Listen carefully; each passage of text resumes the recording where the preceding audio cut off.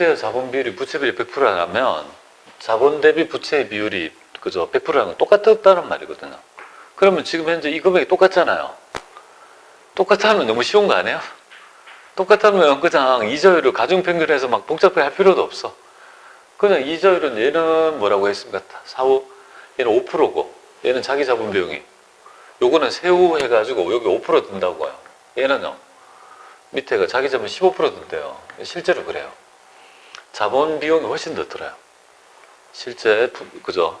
타인 자본 비용보다 자기 자본 비용이 더 들어요. 한 이 정도 돼요. 그러면 지금 이게 똑같잖아요. 그렇게 할 필요 없다고요. 어떻게 하면 돼요? 두 개 합해요. 20% 안 해요? 두 2로 나누면 어떻게 됩니까? 10%가 되죠. 손쉽게 구하죠. 두 개가 같다면 이렇게 구하면 돼요. 그럼 투자한 금액은 당연히 얼마가 되겠습니까? 500억이잖아요. 여기 중요한데? 여기 구해졌잖아요. 그럼 요거는 뭐야? 곱하기 10%가 되잖아요. 그죠? 이렇게 손쉽게 구했잖아요. 이렇게. 딱 같으면. 그러면 50억이니까 이 금액은 다시 당연히 50억이다. 이렇게 되는 거잖아요. 정답은 3번이 돼요. 그죠? 요걸 기본으로 해서 EVA 구하는 거, 그 다음에 가중평균 차익, 그죠? 자본 비용 구하는 거 있잖아요. 10%를 구하는 방법을 배우세요. 두 개가 나와요. 가중평균 자본 비용 구해보세요. EVA 구해보세요. 이렇게 두 문제 나온다고, 항상. 한 문제밖에 안 나온다면 얘는 나와요. 얘가 나와요. 반드시 나오니까 꼭 챙겨보시면 될 것 같습니다. 자, 문제를 통해서 몇 개, 좀 그러니까 풀세트라면 이렇게 된다고. 만약에 이 부분이 안 맞다면 어떻게 돼요? 100이 안 맞으면 그냥 곱하고 곱하기 해서 나눠주면 돼. 그렇게 하시면 돼요. 그런 문제도 한번 살펴보겠습니다.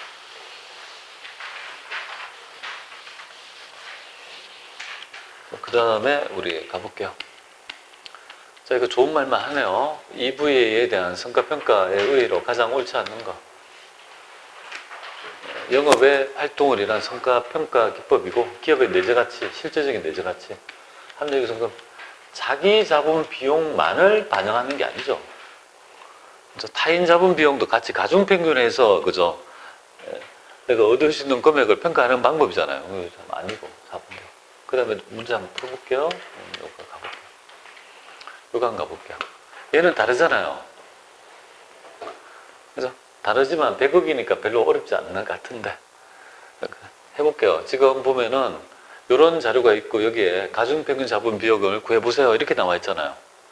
이거 한번 구해볼까요? 이거 어떻게 구하는지 보겠습니다. 요거 여기 보면, 이렇게 생각하시면 돼요. 뭐. 여기 딱 이렇게 보시면, 여기 부채잖아요. 부채가 있고 자본이 있어요. 요거는 타인 자본, 요건 자기 자본. 비용이 얼마 드냐면, 요거는 40억이고, 얘는 60억 든다, 이 말이야. 되겠죠? 자, 그러면, 이렇게 들면, 여기에 들어가는 비용은, 차입금의 비율은 5%가 들 거예요. 자기 자본 비용은 10%가 든다, 이 말이야. 그죠? 그럼 여기 5, 4 하면 뭐예요? 여기 이자를 곱하면, 이게 100이잖아요. 100억이면 5, 4, 2 하면 2%고, 6, 4 하면 6이니까 8%지 뭐. 안 봐도 알겠습니다. 그죠? 100이니까 100 나눌 필요, 아니 4, 5 하면 2% 하고 6 하면 6% 하면 뭐예요? 8%가 되죠. 100이니까 가능한 거예요. 그런데 이제 그거를 굳이 구한다면 어떻게 구합니까? 가중평균 이거를, 그죠? 가중평균 자본 비용을 구하면, 그럼 이거 40억에 뭡니까? 정 안 힘들면 4, 5, 얼마나 5%면 2억이잖아요. 자본은 60억 중에서 이거 하면 6억 이렇게 들잖아요. 그럼 100억 중에 뭐야? 8억 되겠습니까? 아, 이 8% 정도는 알 수 있지 않을까요? 그렇잖아요. 100억 하니까 되게 쉽지 않아요? 그죠? 같은지 100억 하면 되게 쉽게 알 수 있잖아요. 금방 눈으로 알 수 있는 거 아니에요? 이걸 못 구한다고, 사람들이. 이걸 못 구하면 EVA를 못 구해요. 그러니까 사람들은 이거 가중평균 자본 비용이 뭔지를 이해를 못 해.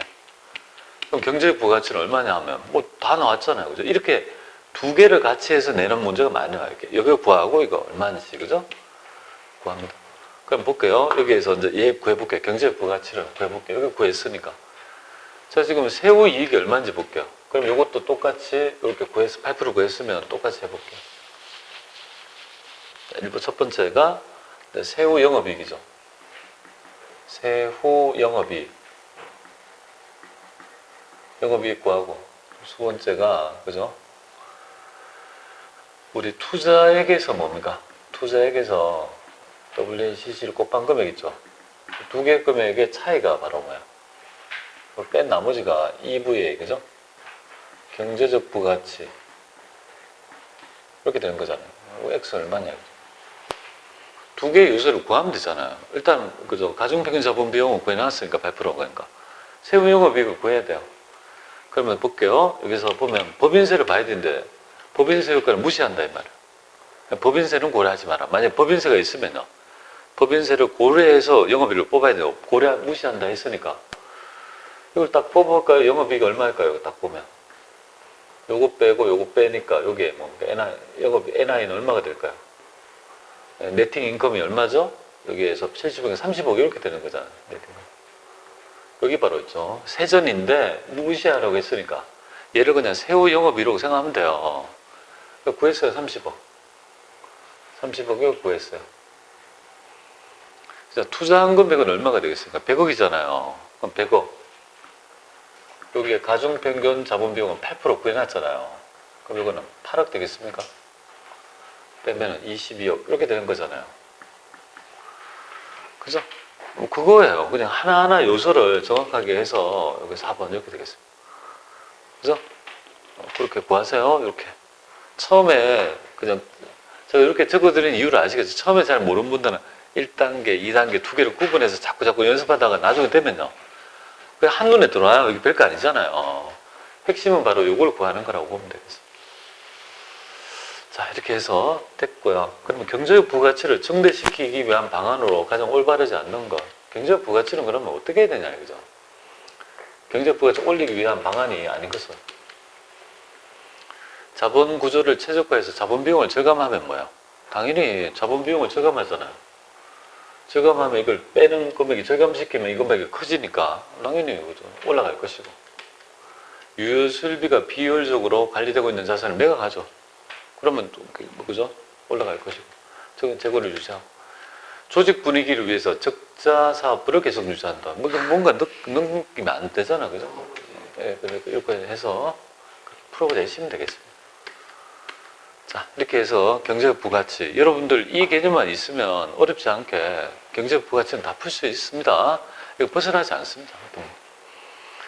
자, 그렇게 되고, 그 다음에 있죠. 신이론에 대한 얘기 조금 하고 할게요. 얘는 어쩌다 한 번씩 나와요. 균형성과표가 뭔지 볼게요. 균형성과표는 한때 유행했어요. BSC. 한 10몇 년 전에 좀 유행했던 겁니다. 공기업이랄지 대기업에서 많이 쓰는데 요새는 뭐 좀 인기가 시들한 것 같아요. 예전에 저도 채용 담당을 해서 인사고과 작업을 많이 해봤는데요. 원래 성과평가할 때 있죠. 우리 영업부서에 있죠. 퍼포먼스는 어느 정도 개량화된 정보가 있잖아요. 영업 활동을 해서 뭐 매출액이랄지 이런 기여도가 있으니까 그걸 가지고 어느 정도 녹일 수 있다고 보지만 이 관리부 직원들 있죠. 이런 데 대한 성과평가는요, 되게 그죠? 가치 판단의 문제이기 때문에 상당히 어려워요. 그러니까 개량화 한다는 자체가. 그러니까 어떤 왜곡이 나타날 수 있습니까? A씨가 있어요. A씨는 있는데 일은 못해. 아니, 일은 잘해. 근데 좀 싸가지가 없어. 근데 평가를 할 때, 그죠? 평가자가 뭐야? 왠지 얘는 싫어. 그래서 A를 줘야 되는데 그냥 B뿔을 준 거예요. 근데 얼씨가 있어. 얼씨는 너무 상냥해. 성과는 그저 그래요. 그런데 너무 인성이 좋으니까 왠지 더 주고 싶은, 그래서 그런 평가할 때 가치관이니까 원래는 B를 줘야 되는데 B뿔을 준 거예요. 그럼 둘이가 동점이 나왔어요. 누구나가 조직에는 다 알아요. A가 승진해야 된다는 걸. 그런데 이제 동률이 나왔으니까 다른 부서의 평가를 확대해가지고 평가를 점수를 해서 그렇게 이제 선정하거든요, 보통. 그 동점일 경우에는 다른 부서의 평가를할지 그런 것들을 통해서 이제 최종적으로 결정한다고요. 그러면 그렇게 했는데 평판을 들어보니까 뭔가 당연히 업력으로는 당연히 A인데 다른 데서 다 B가 좋대요. 그러니까 성질이 뭐예요? B가 돼버린 거예요. 그럼 A는 뭐예요? B는 어떻게 되냐면 광분할 거 아니고 누가 봐더라도 그리고 조직에서도 뭐예요? 거기에 대한 성과평가를 그죠 올바르지 않고 수능 안 한다고. 그러니까 인사가 만사라고. 인사국가 때문에 얼마나 그만둔 사람 많은 줄 아세요? 또 잘 되면 어떻게 돼요? 회를 당하자. 회치기를.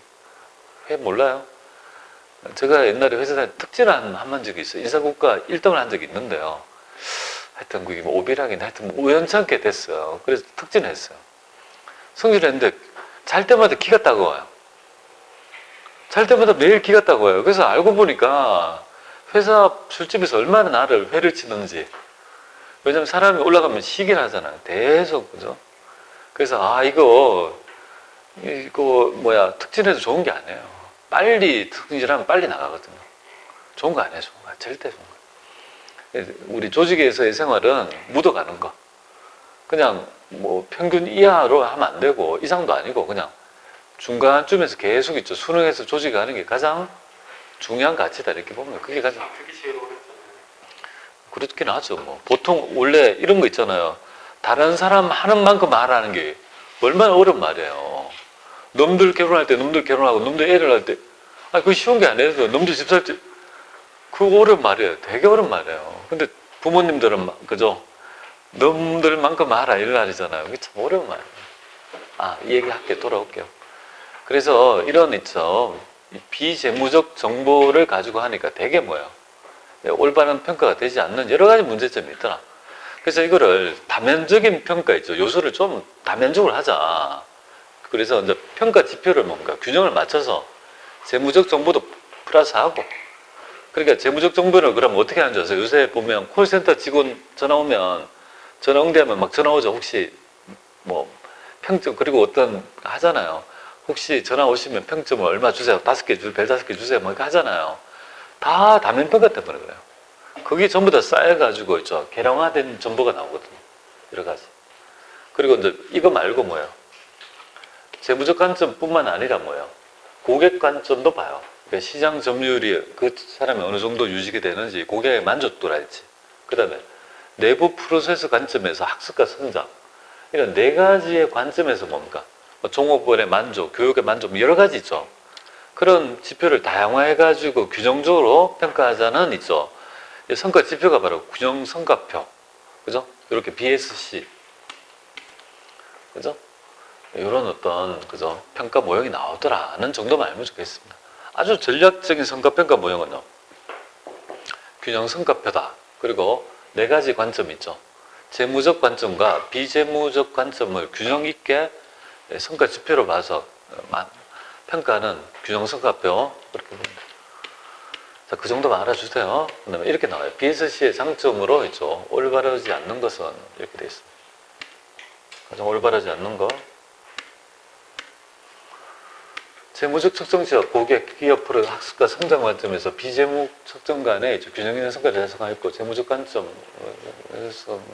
균형을 이룰 수 있고, 비재무 측정의 결과는 업종을 불문하고 정해된 측정 수단까지도 아니에요. 그런 건 아닙니다. 업종 이거까지는 안 되고 나머지는 그렇다 이렇게 보시면 돼요. 비재무 측정에 대한 객관적인 측정이 이건 아니죠. 객관적인 측정이 불가능해요. 비재무적인 거는 있죠. 그죠? 거기에 대해서 보완하는 거지. 객관적인 측정이 어떻게 돼? 뭐 그런 보시면 될 것 같아요. 자, 그 다음에 있죠. 여기 뭐 이렇게 출제가 됩니다. 사장과 있죠. 컨설턴트 어떤 기업의 경자랑 컨설턴트의 대화의 얘기인 것 같아요. 그래서 이제 사장이 올바르지 않는 걸 찾아봐라 이렇게 되어 있습니다. 한번 가볼게요. 자, 사장은 회사는 기존 손익계산서랑 손익이 아닌 새로운 성과 지표를 도입하고 있다. 그러니까 컨설턴트가 많은 기업들이 균형 BSC를 활용하고 있대요. 그러면 어떤 지표입니까? 하니까 이 컨설턴트가 얘기하고 있어요. 근데 BSC를 잘못 얘기한 거 이런 거 되잖아요. 그래서 첫 번째 보니까 네 가지 관점, 재무적 관점 외에 고객 관점, 내부 프로세스 관점, 학습과 성장의 관점 네 가지를 균형적으로 평가할 수 있고 효율적인 기법이고 조직의 수익성을 최종 목표로 하기 때문에 네 가지 관점에서 고객 만족 아니야. 말도 안 되는 얘기야. 그 균형이란 말은 네 가지 그죠 관점을 균형을 맞춰야 되죠. 오로지 뭐야? 고객 관리 관점만 있죠. 목표를 하는 게 아니다. 이렇게 보시면 이거 잘못된 거예요. 기업이 추구하고 변수를 고려하고 뭐 읽어보시면 될 것 같아요. 자, 이렇게 되고 그 다음에 여기 성과 지표를 그저 연결한 것 중에 가장 올바르지 않는 거 뭐냐 이거. 재무적 관점은 총사상 수익률, 시장 이런 거 아니에요, 그죠? 올바르지 않는. 시장 점유율이랄지 이런 것들은요. 우리가 고객 관점 뭐 이런 거 그죠? 그렇게 보고 있습니다. 요거는 나머지를 맞고요. 이 질문. 그렇게 1번이 정답이라는 거 말씀드립니다. 자, 그 다음에 있죠. 이게 신의론이 있는데요. 그건 나올 때도 있고 안 나올 때도 있고 이렇겠네요. 그냥 잠깐 얘기할게요. 수명주기 원가는 뭐냐 하면 이 제품의 수명은 뭐예요? 그 생산 전후에 전부 다 기인해서 원가를 계산해야 되지. 현재 우리나라의 원가는요. 생산 단계 원가만 고려하잖아요. 그게 올바르지 않다고 보는 거죠. 생산 전에도 여러 가지 연구 비용도 들 것이고 또 생산 후에도 뭐예요? 자산의 뭡니까? 폐기비용 원가까지 다 고려해가지고 있죠. 원가 계산을 해야 된다. 그러니까 생산 전후의 모든 원가를 고려해서 해야 된다는 원가 계산이 나타났다. 이렇게 보시면 돼요. 그것만 알면 돼요. 그리고 수명주기 원가는 이거밖에 안 나오니까 옳지 않는 거. 그냥 이 문제만 나오니까 한 문제 봅니다. 수명주기 원가 계산의 대두는요. 수명 전후의 원가가 다 있으니까 그까지 전 세계를 통해서 그죠? 고려하자는 원가 계산 모형인데 제조 이후의 단계의 대부분의 원가가 결정된다는 인식 이거 아니에요. 그죠? 전 세계 수명주기라는 건 전 생애 전반에 걸친 있죠. 원가 계산 모형이잖아요. 그래서 이거 아닌 거 보시면 되겠습니다. 자, 그 다음에 뭐 ZIT 적시스템 일본에 있죠. 도요타 모형인데요. 일본이 뭐 배울 게 어디 있어? 이거 빼버려야 돼. ZIT 적시 그죠? 재고 시스템이 있는데요. 예전의 모형이 정말 구닥다리입니다. 이거 몰라도 돼요. 그냥 일본은 지금 뭐 예전에 일본이 뭐예요? 잘 나갈 때 우리가 배울려 했지. 지금 우리보다 못 나가는데 뭐 그 애들 배울 이유가 뭐 있어? 빼야 되는데 못 뺐네요. 자, 여기까지 했어요. 요 정도 해서 여러분들 하고 원가를 정리했습니다.